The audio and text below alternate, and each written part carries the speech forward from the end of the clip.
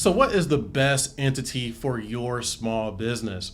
The entity you use will determine how much taxes you will pay and how much legal liability you personally have. Now, this decision can single-handedly save you tens of thousands of dollars or cost you that much more if you choose incorrectly. And as a licensed CPA, I coach people on this all the time at mycpacoach.com.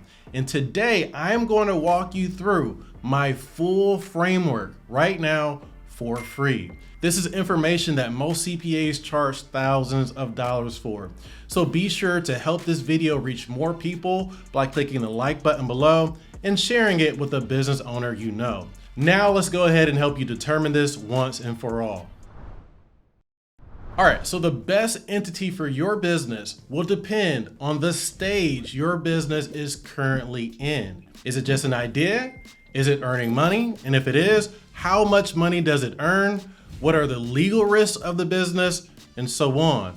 These types of circumstances will determine if you should operate as a sole proprietor, partnership, LLC, S-Corp, or a C-Corp. There is a valid reason to use each one of these entities, and it is very common to change your business entity based on how your business evolves over time. When your business is in the very beginning phases, it usually makes sense to use the simplest business structure. People use different entity structures to reduce their taxes and to protect their assets. But if your business is not generating any income or has very little assets, these structures can be extremely costly and unnecessary. So I'm going to walk you through each business entity and tell you when they are appropriate, and hopefully this will help you make the best choice from there. All right, so number one, sole proprietorship. This is simply an unincorporated business that is owned by one individual. This entity is both the easiest to start and the lowest cost option amongst all of the entities we will cover. You do not have to file any paperwork with your state to operate as a sole proprietor. And if you earn any 1099 income or operate as an independent contractor, then you are a sole proprietor by default. Now, this business structure is best when you have low income and low liability risk. I define low income as earning less than $50,000 per year in business net income. Now remember, your tax is based on your income. Higher income means higher taxes. Lower income means lower taxes. So taxes are not really a problem when you are in a low tax bracket or earn low business income, which makes this entity great when you're at that stage.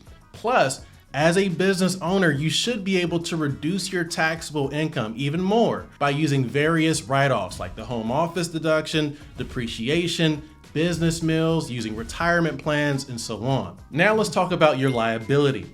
As a sole proprietor, you and your business are considered one, which means that you are personally liable for all debts and liabilities incurred by your business. This means that a business creditor could go after your personal assets when you owe them money. Because of this, operating as a sole proprietor is typically suitable when there is a low chance of your business being able to cover its liabilities. Entity number two, general partnership. A general partnership is just like a sole proprietorship, except it is owned by two or more individuals. It is still an unincorporated business, but it is a good idea to create an operating agreement in writing to have consensus amongst your partners. Now, in addition to this, you should also obtain an EIN number from the IRS, which is basically a social security number for your business. Otherwise, the use case for this entity is the exact same as a sole proprietorship. We use them when both business income and liability risk is low. Number three, the limited liability company, also known as an LLC. An LLC is a business structure that does exactly what the name implies. It limits the personal liability of the business owners. This characteristic protects the personal assets of the LLC owners from business debts and lawsuits filed, which is great. Now, from a tax perspective, many people mistakenly believe that an LLC offers them more tax benefits, but it does not. An LLC does not offer any more tax benefits than a sole proprietorship or general partnership. The same things you can write off as an LLC are the same things you can write off under almost any business entity, whether it is incorporated or not. So if you set up an LLC, make sure that you understand that you are doing it for legal protection, not tax reduction. So whether you have a low income or high income business, if you want to protect your personal assets, set up an LLC. Number 4, S-Corporation. An S-Corporation is a special tax status that the IRS grants to LLCs and corporations who wish to be taxed as one. So if you have an LLC or C-Corporation, you can simply ask the IRS to be taxed as an S-Corporation. And if you do, you will be able to enjoy 2 big tax benefits. Number 1, no self-employment tax. This is an additional 15.3% tax that all pass-through businesses have to pay, including sole proprietors, partnerships, and LLCs. And number 2, S-Corps enjoy pass-through taxation, which allows all of your business income to be taxed once at your personal tax rate instead of it being taxed twice with the inclusion of the corporate income tax like C corporations. Now, while the tax benefits of S corporations are massive, running an S-Corp can be costly. S-Corps require additional tax returns, payroll systems, and carry an additional administrative burden, which can be costly. Because of this, it is important to make sure the money you are saving by switching to an S-Corp greatly outweighs these costs. And we typically see this make sense when your net income, after taking into account all tax deductions, is above $50,000. And if you are missing tax deductions or do not know how much you will be able to deduct, then I would say wait until your business income is north of $75,000. Now, from a liability and legal perspective, you will already have limited liability because remember, you have to first have an LLC or corporation to elect S-Corp status to begin with. And both of these have limited liability already. And finally, let's talk about number 5, C corporations.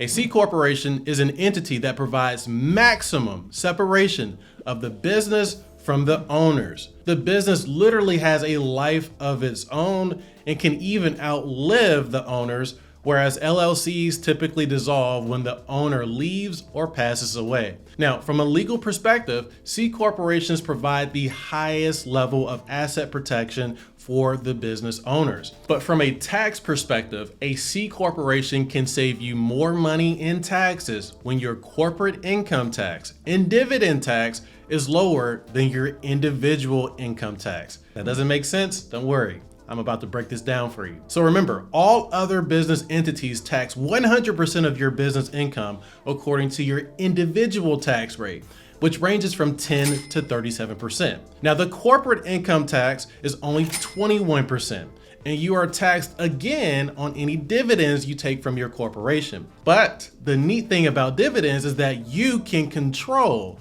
how much dividends you take from your C corporation. You can even take 0 dividends from your C corporation under certain circumstances. For example, if you plan to reinvest profits back into your business, you can forego dividends and avoid the second tax completely. But not only can you do that, you can also get your dividends to qualify for a lower tax rate. So normal dividends are taxed just like your individual income, which ranges from 10 to 37%.